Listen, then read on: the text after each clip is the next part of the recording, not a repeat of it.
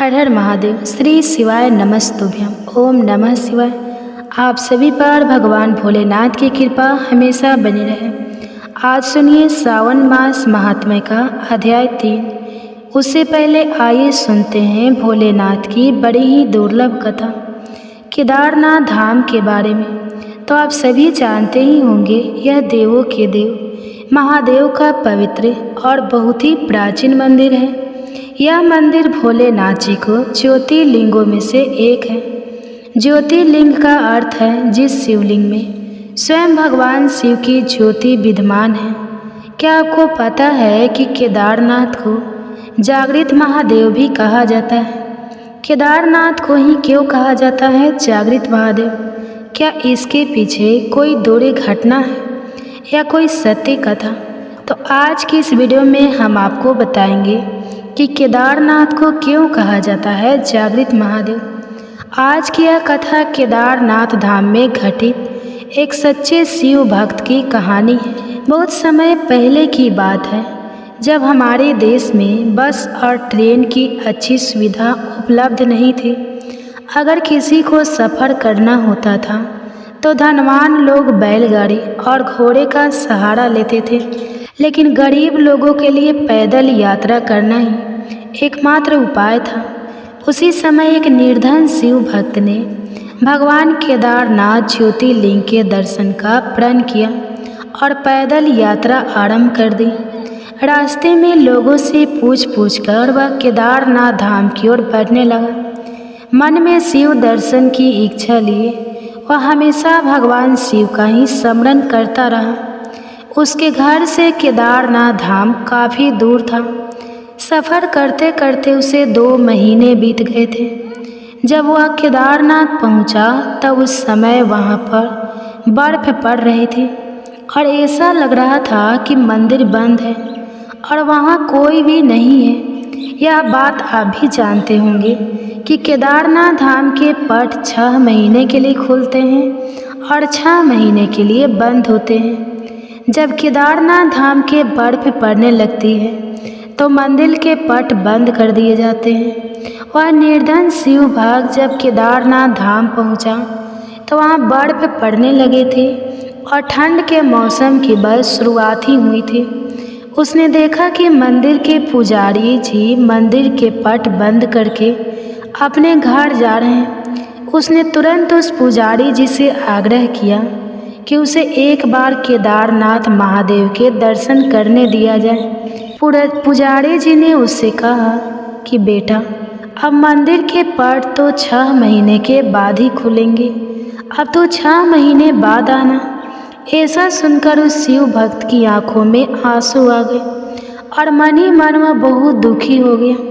उसने फिर से आग्रह किया और पुजारी जी के पैर पकड़ लिए और गिड़गिड़ाते हुए बोला, मैं बहुत दूर से आया हूँ, 2 महीने पैदल चलकर और जगह जगह रुक कर मुझे महादेव के दर्शन करने दो। तब पुजारी जी ने उसकी एक ना सुनी और उससे कहा, अगर दर्शन करना है तो 6 महीने बाद आना, या तो यही 6 महीने तक रुक जाओ, लेकिन इस ठंड और बर्फ में तुम यहाँ एक रात भी नहीं रुक पाओगे। मेरी बात मानो और वापस लौट जाओ। हम पट नहीं खोल सकते।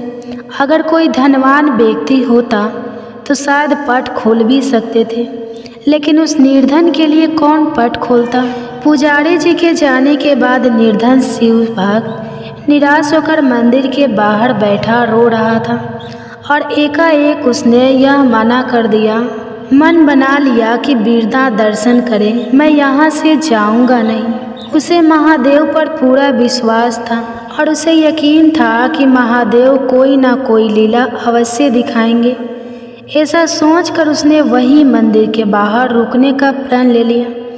महादेव के भक्त भी बड़े विचित्र होते हैं। वह महादेव के दर्शन किए बिना मानते ही नहीं। केदारनाथ की बर्फीली ठंड में वह शिव भक्त मंदिर के बाहर बैठा और भगवान शिव का स्मरण कर रहा था। रात होते ही ठंड और बढ़ गई और अब उस जगह पर किसी भी मनुष्य के लिए एक पल ठहरना भी कठिन था, लेकिन वह भक्त वहीं बैठा रहा। उसी दौरान उसने रात के अंधेरे में एक औढ़ड़ दानी बाबा को अपनी ओर आते हुए देखा। वह अघोरी बाबा उसके पास आए और उन्होंने उससे पूछा कि तुम इस वक्त यहाँ क्या कर रहे हो। फिर उस शिव भक्त ने अघोरी बाबा को समस्त हाल कह सुनाया। अघोरी बाबा ने कहा कि तुम निराश मत हो बेटा, मंदिर के द्वार खुलेंगे और तुम भगवान शिव के दर्शन भी जरूर करोगे। कहते हैं कि भगवान भोलेनाथ किसी न किसी रूप में आकर अपने भक्त को हर मुश्किल से उबार ही लेते हैं। तो इसके बाद उस अघोरी बाबा ने निर्धन शिव भक्त से कहा कि तुम थक गए हो, एक काम करो, मेरे पास थोड़ा खाना है, उसे खाकर आराम कर लो, मैं आग जला देता हूँ। शिव भक्त सचमुच बहुत थका चुका था। उसने खाना खाया और आग की गर्माहट के सामने उसको नींद लग गई। दूसरी सुबह जब उसकी नींद खुली तो वह अघोरी बाबा वहाँ पर नहीं थे और बर्फ़ भी साफ हो चुकी थी। ऐसा लग रहा था कि जैसे सर्दियों का मौसम तो है ही नहीं। उसको बड़ा आश्चर्य हुआ कि केदारनाथ में तो लगातार 6 महीने बर्फ़ पड़ती है, लेकिन अचानक यह क्या हो गया। कुछ ही देर बाद उसने देखा कि मंदिर के पुजारी जी अपने साथियों के साथ मंदिर की ओर चले आ रहे हैं। जब पुजारी जी मंदिर के पास पहुँचे तो शिव भक्त ने बड़ी जिज्ञासा से पूछा कि क्या मंदिर के पट आज ही खुल जाएंगे। तो पुजारी जी ने कहा कि हाँ, आज 6 महीनों की सर्दियों के बाद मंदिर के पट खुलेंगे। पुजारी जी पहले उस भक्त को पहचान नहीं पाए। ऐसा सुनकर उस शिव भक्त ने कहा, 6 महीने बाद, लेकिन आप तो कल ही मंदिर के पट बंद करके गए थे। ऐसा सुनकर पुजारी जी ने अपने दिमाग पर जोर डाला और कहा कि तुम तो वही हो ना जो 6 महीने पहले भगवान केदारनाथ के दर्शन के लिए आए थे, लेकिन मंदिर के पट बंद होने के कारण दर्शन नहीं कर पाए थे। तब उस भक्त ने कहा कि पुजारी जी, मैं तो कल ही यहाँ आया था और रात में यहीं सोया था और आज ही आप आ गए। 6 महीने कहाँ से हो गए। तब पुजारी जी को संदेश हुआ और उन्होंने उससे पूछा कि बेटा, रात में तुम्हारे साथ क्या हुआ था। तब उस मासूम शिव भक्त ने पुजारी जी को सारी बात बताई कि रात में मेरे पास एक अघोरी बाबा आए थे। उन्होंने मुझे खाना दिया, आग जलाई और मुझे आराम करने को कहा। पुजारी जी ने पूछा, बेटा वह बाबा कैसा दिखते थे। तब शिव भक्त ने कहा कि एकदम अघोरियों की तरह, लंबे लंबे बाल, हाथ में त्रिशूल और माथे पर त्रिपुंड था। बस इतना सुनकर पुजारी जी और उनके साथी उस शिव भक्त के चरणों में गिर गए और कहा कि तुम धन्य हो, तुम्हारे पास तो स्वयं महादेव ही आए थे और उन्होंने अपने योग माया से तुम्हारे 6 महीनों को एक रात में परिवर्तित कर दिया। यह सब तुम्हारी सच्ची भक्ति और श्रद्धा के कारण हुआ है।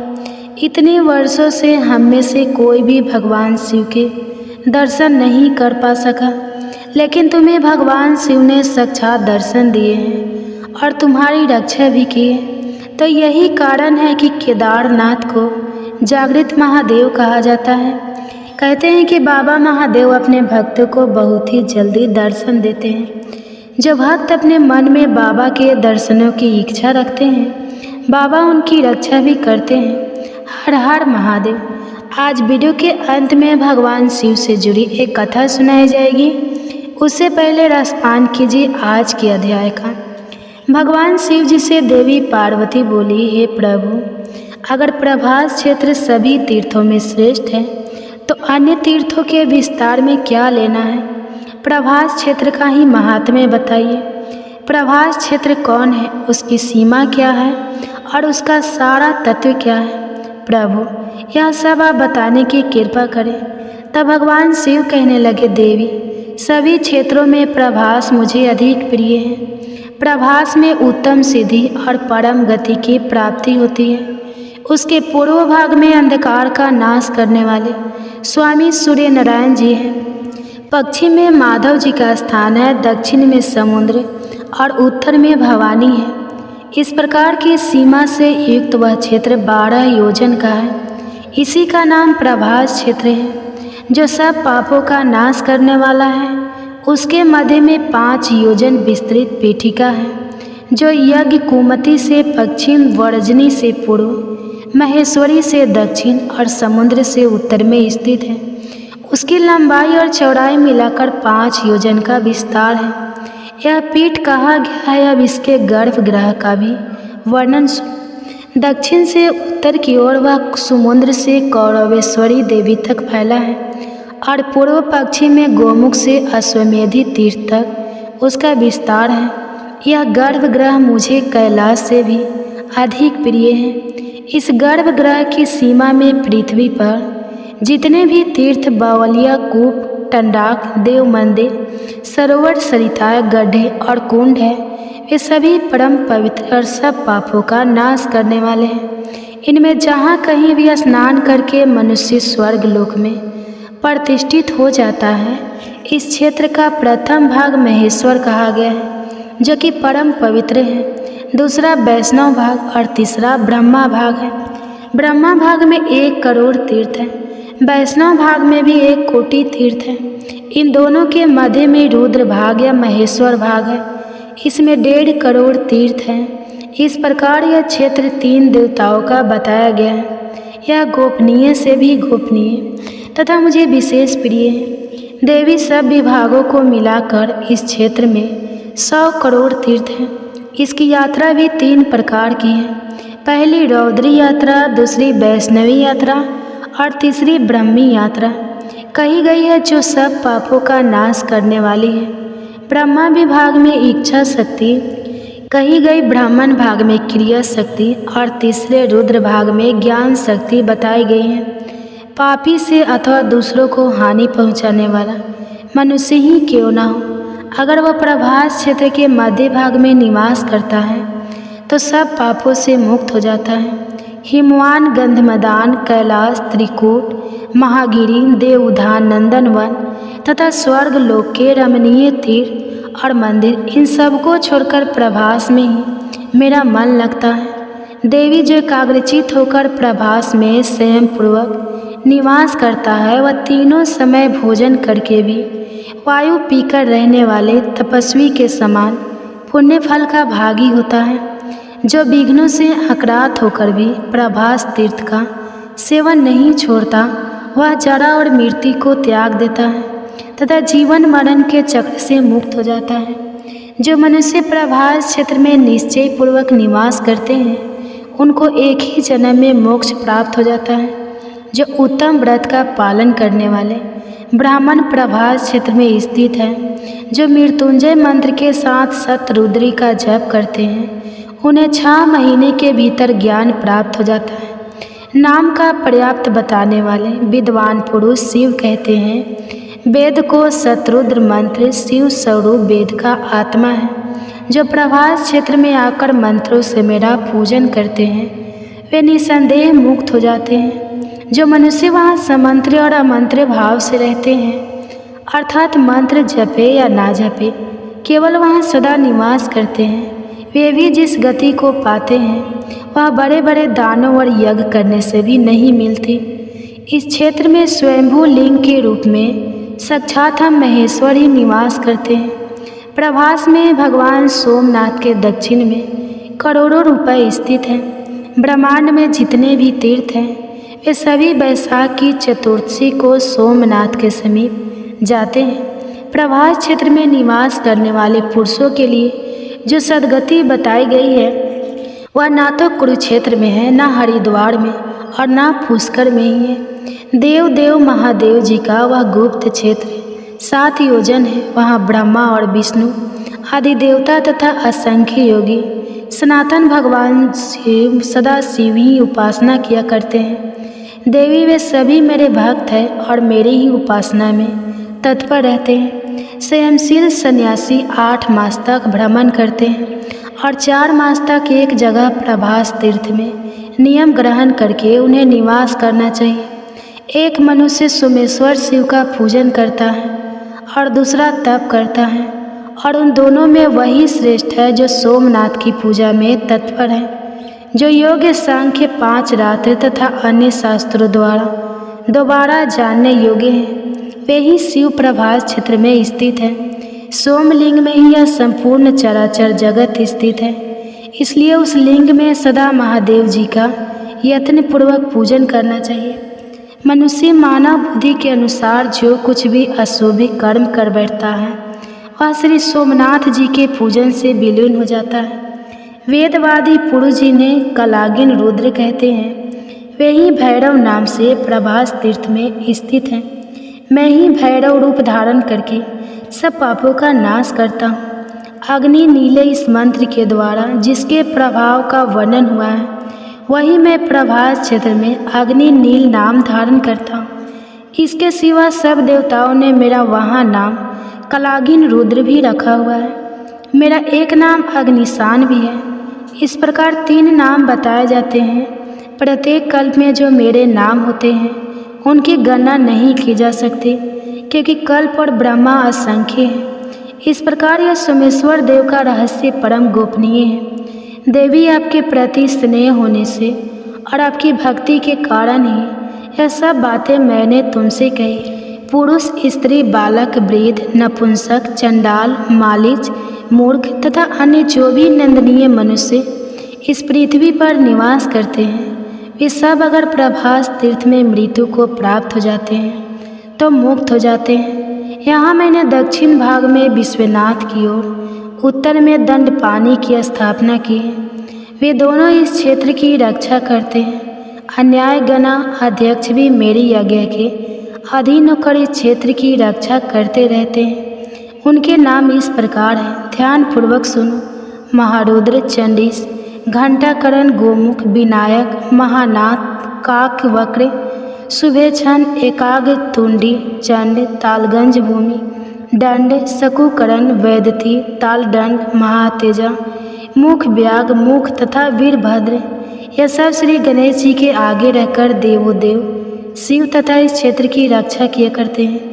प्रभास क्षेत्र में कुल 1,11,13,00,000 गण निवास करते हैं। वे सभी प्रभास क्षेत्र की रक्षा में तत्पर रहते हैं। 88 नामक गणाध्यक्ष जो 100 करोड़ गणों के साथ पूर्व द्वार में रहकर इस क्षेत्र की रक्षा करते हैं। घंटाकरण नामक गण अन्य 18 करोड़ गणों के साथ दक्षिण द्वार पर रहते हैं। विश्व नामक गण पश्चिम द्वार के रक्षक है तथा दंड पानी देव सोमेश्वर के उत्तर द्वार पर रहा करते हैं। ईशान कोण में भी अग्नि, कोण में छाक वक्र, नैत्रिगन कोण में चंड तथा व्यागन कोण में भैरवान रक्षा करते हैं।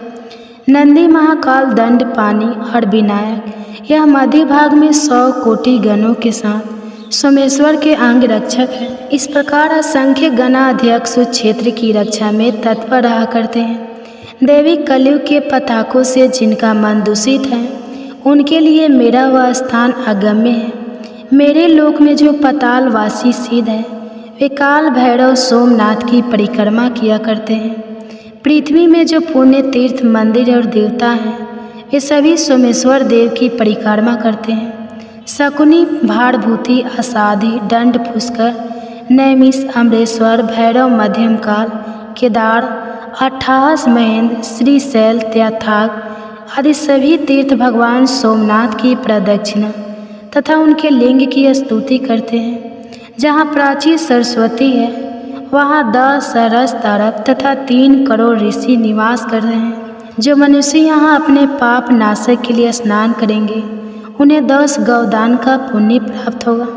वहाँ पर शूल, भेद आदि लिंग पूजन करने योग्य हैं। महापापचारी मनुष्य भी प्राची सरस्वती में प्राण त्याग करके साक्षात शिव को प्राप्त होता है। हे ब्राह्मणों, वहाँ दही और कंबल दान करना चाहिए। यह दान सभी पापों का नाश करने वाला तथा सार से भी सारे पुण्य है। ब्रह्मा स्थान में एक ब्राह्मण को भोजन कराने से कोटि गुना फल मिलता है। यह जानकर मैं वहाँ प्रसन्नतापूर्वक स्थित रहता हूँ। कलयुग में वहाँ सभी तीर्थ अदृश्य होकर रहते हैं। मनोहर प्रभास क्षेत्र में जहाँ सोमनाथ जी स्थित हैं वहाँ मेरे 2 गण उद्भम और सद्भम रहते हैं। वे वहाँ रहने वाले दुष्ट लोगों के मन में भ्रम उत्पन्न कर देते हैं। इस प्रकार वे दुष्ट चित्र वाले प्राणियों से वहाँ की रक्षा भी करते हैं। जो श्रेष्ठ मनुष्य इस तीर्थ में भक्ति पूर्वक दंड पाने का दर्शन करते हैं, उन्हें किसी प्रकार का कोई विघ्न नहीं प्राप्त होता। जो ब्राह्मण, क्षत्रिय, वैश्य, शूद्र तथा वर्ण संकर इच्छा या इच्छाओं से उस सब क्षेत्र के भीतर मृत्यु को प्राप्त होते हैं, वे सभी मेरा स्वरूपे प्राप्त करके मेरे दिव्य धाम में चले जाते हैं। मेरे सातों दप तथा सातों समुद्रों के गुणों का वर्णन किया जा सकता है, परंतु आदिदेव सोमेश्वर शिव के गुणों का वर्णन 100 कोटि वर्षों में भी नहीं किया जा सकता। जय भोलेनाथ। आज का अध्याय समाप्त हुआ। इसके आगे का वृत्तांत आप सभी अगले अध्याय में कल सुनिएगा।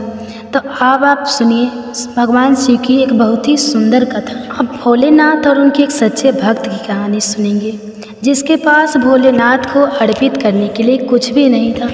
बाकी लोग तो मंदिर में आया करते, भगवान को बहुत मांगा चढ़ावा भी अर्पित करते, लेकिन वो एक भक्त एकदम निर्धन था।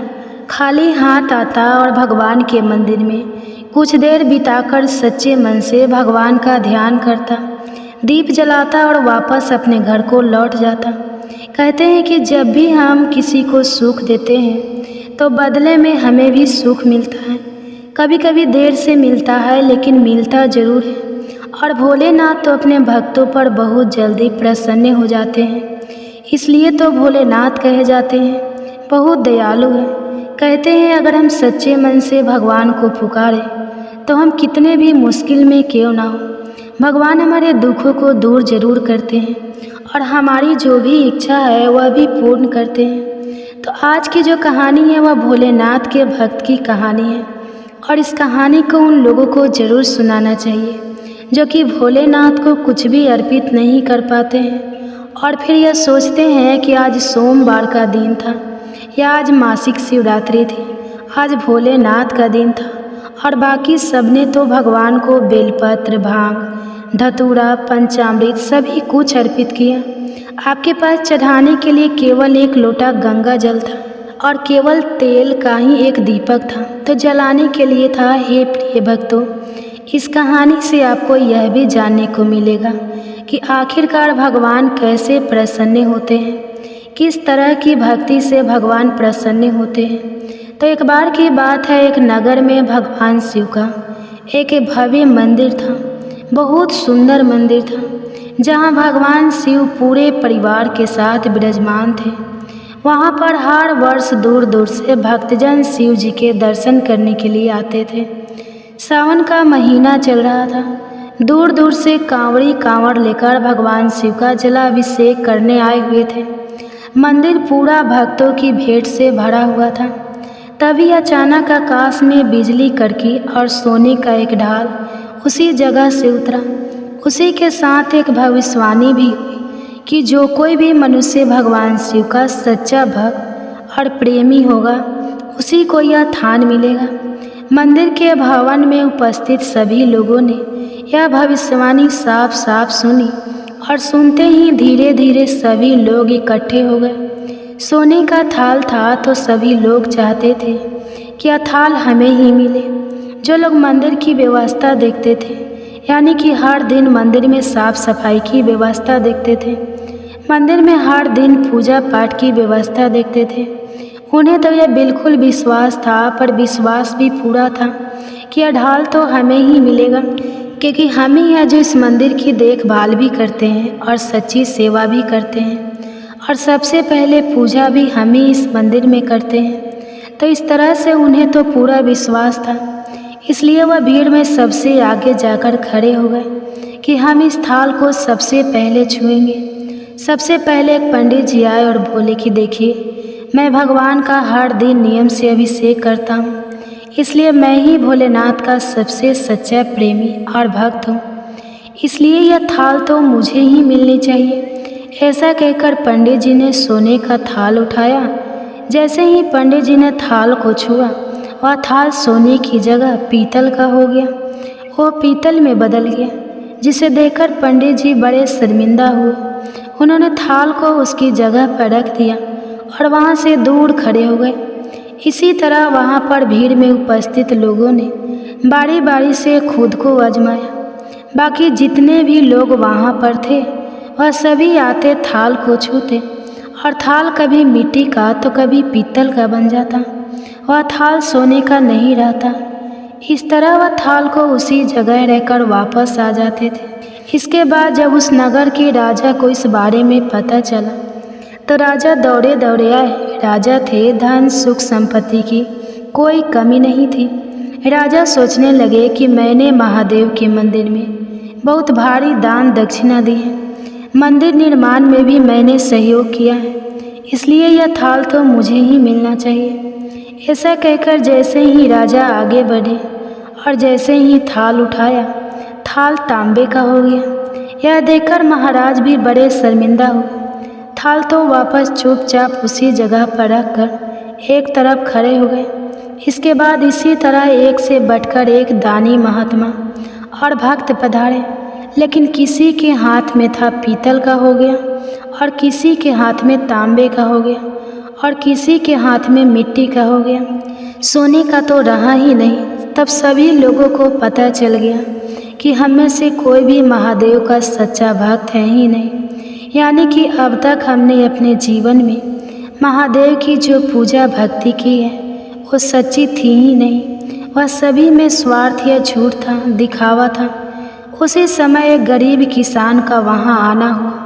बेचारा महीनों बाद चतुर्मास के शुभ अवसर पर भोलेनाथ के दर्शन करने आया हुआ था।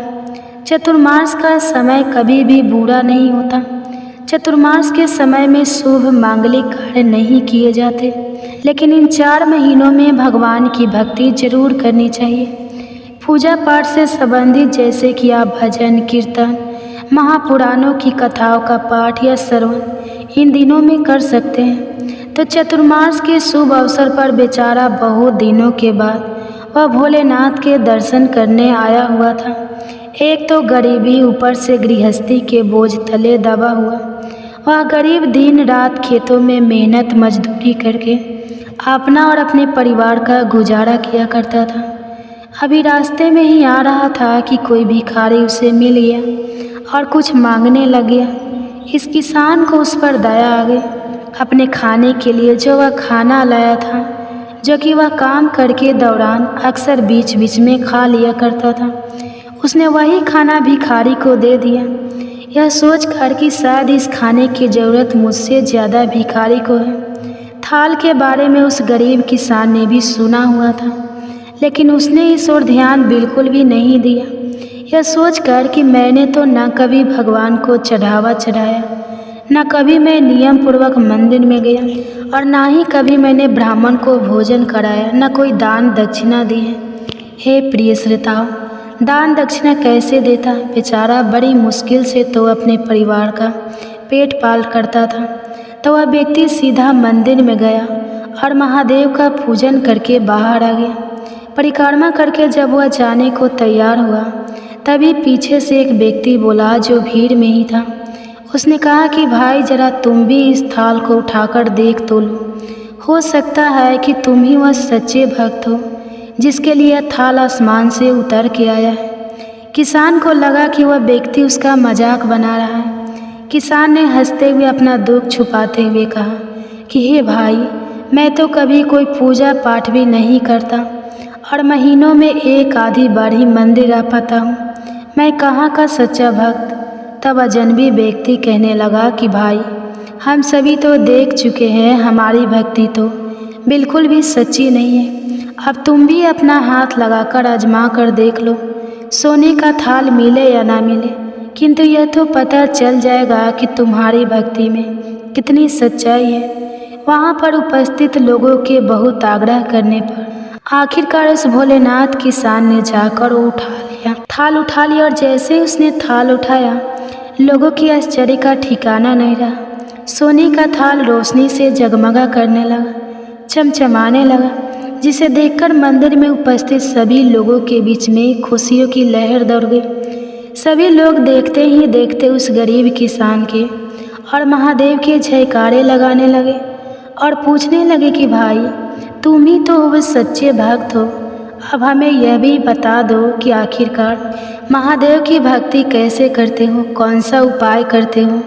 जिसे महादेव तुमसे इतने प्रसन्न हैं। तब वह किसान कहने लगा कि भाई, मैं कोई भक्ति नहीं करता।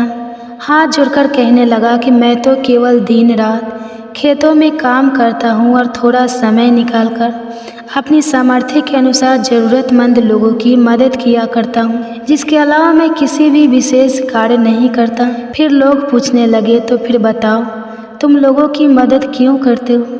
किसान ने मुस्कुराते हुए कहा, दूसरों की मदद करके जब उनके चेहरे की मुस्कान देखता हूँ तो मुझे उसमें परम आनंद की प्राप्ति होती है, बहुत खुशी होती है और इतनी खुशी मिलती है कि मैं शब्दों में उसे बयां भी नहीं कर सकता।